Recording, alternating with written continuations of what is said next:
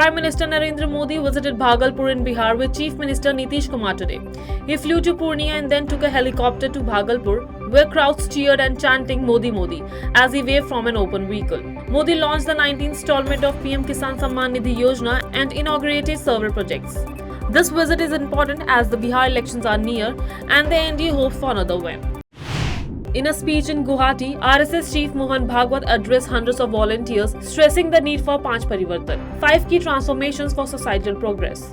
These include social harmony, family values, environmental protection, Swadeshi practices, and civic duties. Bhagwat called for unity across communities, emphasized stronger family values, and urged environmental conversation.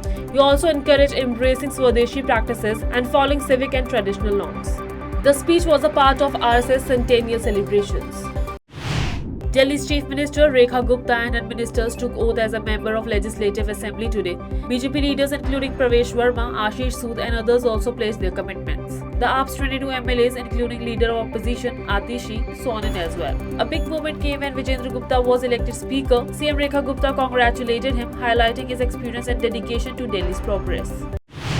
Delhi's Chief Minister Rekha Gupta began the special session of Delhi Assembly with a visit of Jhandewalan Temple to offer a prayers. This marks the beginning of a new chapter after the formation of new assembly. The BJP is ready to implement its election promises, while the opposition lead by AAP will ensure accountability and push for the fulfillment of those promises. Rescue operations continue for 8 workers trapped in the Sri Salem Left Bank Canal Tunnel in Telangana after a roof collapsed. Nearly 48 hours have passed with NDRF clearing debris. The Indian Army is helping using rubber tubes and planks to navigate the 200-meter debris stretch. After Bollywood star Vicky Kaushal, his wife and famous Indian actress Katrina Kaif visited the Mahakumbh Mela in Prayagraj and took a holy dip in Triveni Sangam. Katrina with her mother-in-law met Swami Chintanand Saraswati ji at his ashram. Dressed in a simple peach salwar kurta, she shared her gratitude for being a part of a holy gathering. She expressed her happiness and said, "I am grateful to experience the energy and beauty of this place. So far, more than 62 people have bathed in the Triveni Sangam."